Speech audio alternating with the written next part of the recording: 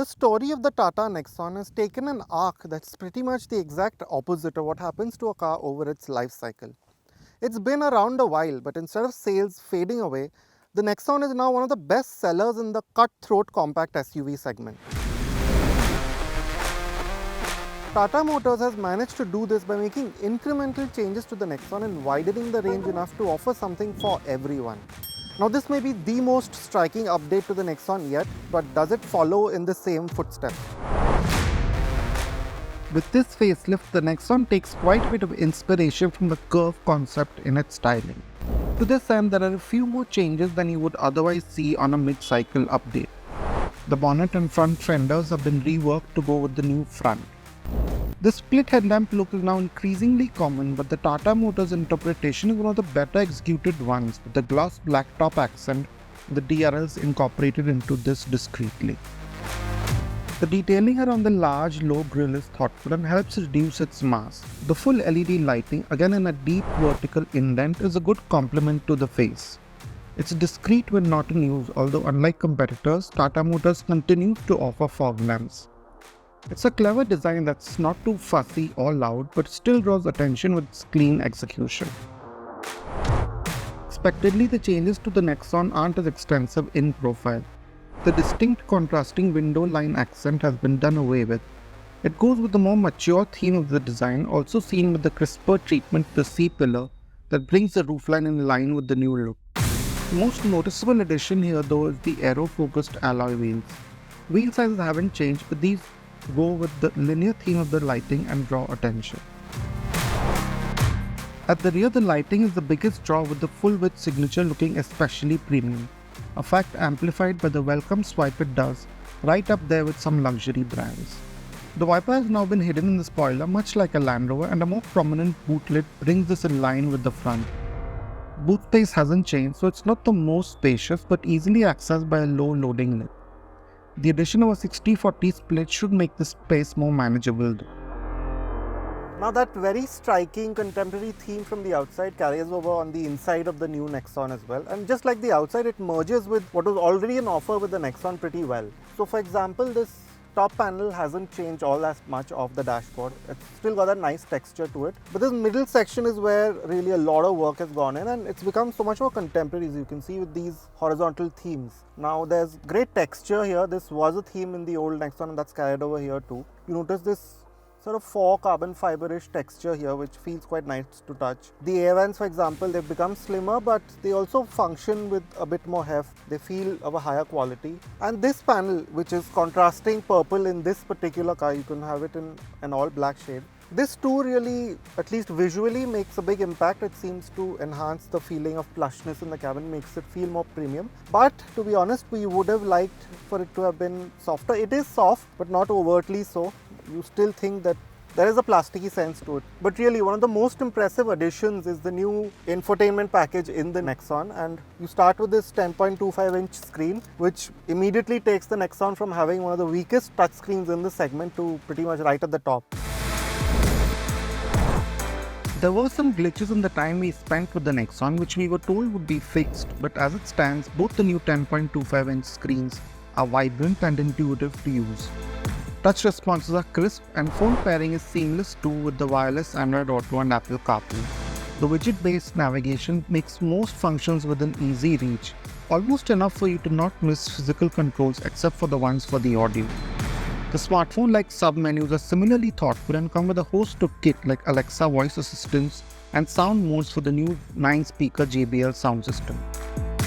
The redundancies in the touch panel below are tied in well with the screen's functions. It's not as easy to use as the earlier physical dials and buttons, but the new toggle switches for the climate are tactile, and capacitive panels are well executed for what they are with the large buttons. The instrument cluster offers up quite a bit of information cleanly and is easy to toggle through.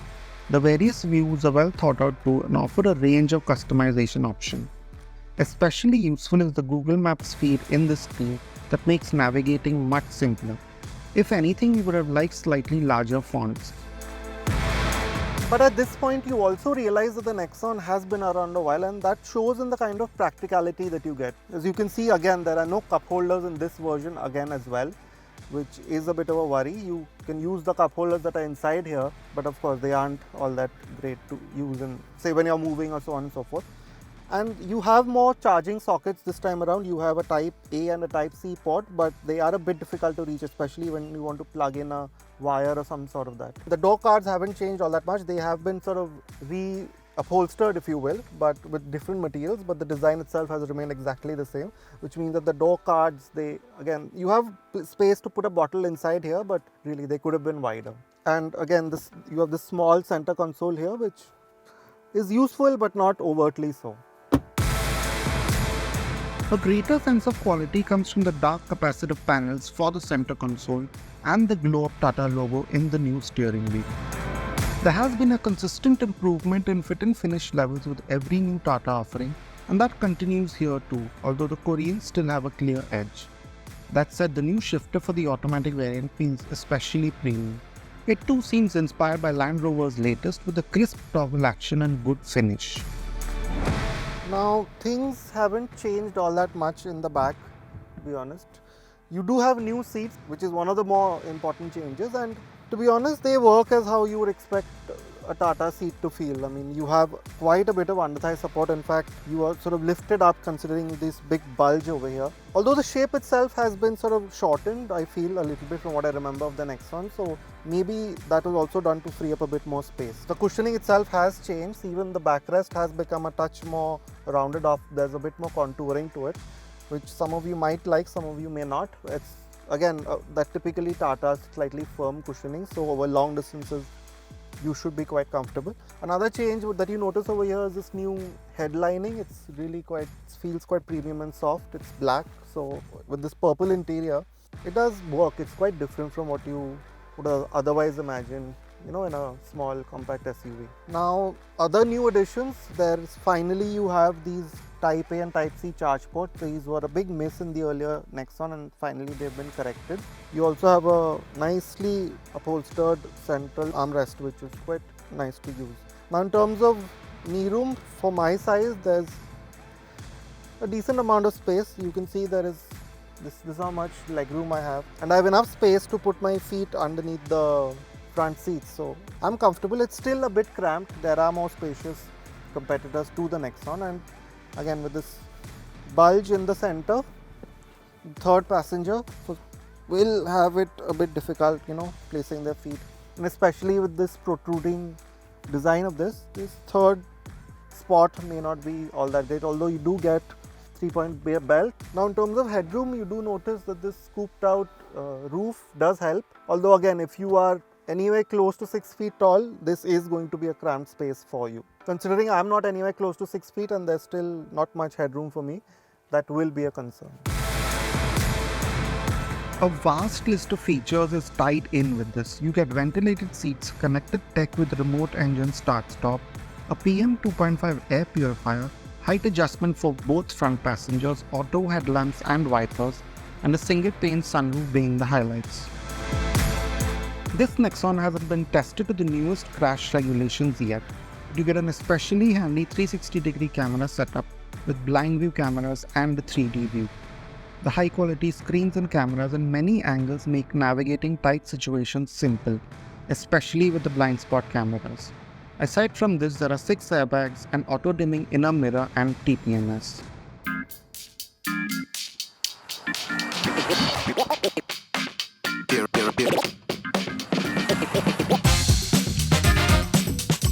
Now, expectedly, given that there haven't been too many mechanical changes, the experience of driving the Nexon hasn't changed all that much. So you still have that quite sloping windscreen in front of you, and you can see the edges of the bonnet. The bulges are still there, even though the bonnet itself has been reprofiled. The bulges are still there, so you can see the edge of the bonnet. Although with these new larger wing mirrors taken from the Harrier, the already quite thick A-pillar is even more obstructed by these. So yeah, you do have some pretty large blind spots around this area of vision. Now, coming to the drivetrain, the new sort of option or new combination that you can get is the 1.2 turbo petrol with the 7-speed DCT. Now it does have 120 PS and 170 Newton meters, which are par for the course in terms of how powerful the engine is. And of course, a turbo petrol and DCT combination usually means for an exciting driving experience if you go by what we've already seen in our market so far. But the Nexon doesn't do it that way. It takes a different approach. It's generally much calmer experience. The drivetrain seems to have been tuned for the kind of driving that we're doing, calm, sedate driving, where you aren't pushing the engine all that much. You're letting the gearbox do what it wants to in the background. The engine also is not being put through a lot of stress, and this is where the Nexon in this petrol DCT combination feels the best. Now the gearbox, it does quite a good job, I must say, of ironing out whatever lag there might be in the powertrain, and quite unlike those really sharp-edged, hard-edged shifts that you would expect from a DCT, it changes gears much more calmly, much more softly. Now coming back to more spirited driving, you can drive it more spiritedly. The gearbox doesn't sort of have a sport mode. You do have these 3 drive modes which change power output slightly. They change the throttle response and the steering response. So in that sense, you can slightly sort of change around the driving experience, and to go with that further, you have these paddle shifters. And keeping with that Range Rover theme for this gearbox, you notice that the shifters themselves are again very heavily inspired from what you might find in a Land Rover or a Range Rover. They are of very similar shape. They have a nice cold feeling to them, and yeah, when you do use them, they work well enough. The gearbox obviously becomes a bit quicker to respond, and again, the engine being as calm, as soft edged as it is, it's not one which likes to be pushed hard, but if you have to at a pinch, then yes, the manual control does help. We would have liked for there to have been better refinement from the engine, especially when you're starting up. Here that the engine rattles, there is quite a bit of vibration coming through. So in that sense, that could have been better. Tata Motors has slightly reworked the suspension, but generally the Nexon rides and handles like it used to earlier. So yes, like most new Tata cars, there's a firm edge to the ride at low speeds. This is well done, but you do feel larger potholes and broken surfaces filter into the cabin at these speeds. This improves noticeably as speeds build and the Nexon becomes solid and comfortable feeling on the highway. That said, we would have liked for there to have been better steering feel. It's light enough to not feel tiring, but it could have been more direct. Turning in, it's not quite precise and you are somewhat second guessing the car's movements. You also sometimes have to put in small corrections at higher speeds. This aside, there's good body control. The Nexon leans into turns quite predictably and makes for a stable driving experience in these situations. In this regard, the slightly heavier front in the diesel seems to keep it better planted than the petrol.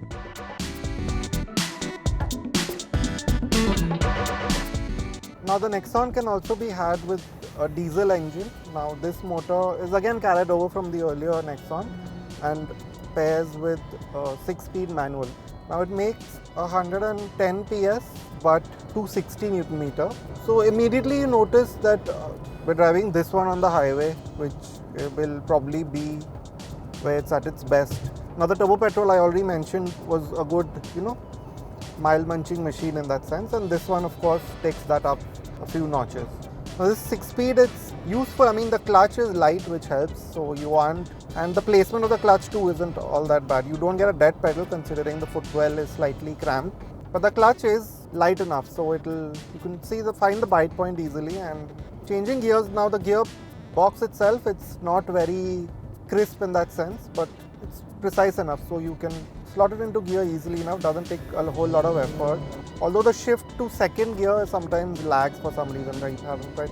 It doesn't quite slot into second all that easily, and there's this lurch that you notice every time you shift into second. But this anomaly aside, it's pretty straightforward. Now as for the engine's performance, now again it's more laid back than exciting. Now there is some lag, of course, as you would expect, considering that this is a manual and the gearbox can't sort of tune it out. But once you're up and running, once you reach say about 2000 RPM, you hit that wave of torque, that flat wave of torque, and then it's really quite smooth sailing. Yes, the engine is noisy, but to be honest, the vibrations coming through the steering wheel and the pedals are actually slightly less or somewhat similar to what we found in the petrol. So in that sense, there's not much to choose between the two. Yes, in the city it might take, some rowing between the gears, but again, like most diesels, you have that really useful, that pleasing almost wave of torque to play with. We expect the refreshed Nexon to be priced about Rs 1 to 1.5 lakh more than the existing versions given the extensive feature additions. With this facelift, Tata Motors seems to have worked on strengthening the Nexon's positives. The DCT does smoothen out the petrol's performance, but we would have liked to have seen better refinement to go with this. That said, the Nexon now looks special and comes with a cabin that feels more premium in look and in the tech that's packed in. Pair this with the great value that Tata cars usually promise, and this update should see the Nexon continue on its upward trajectory.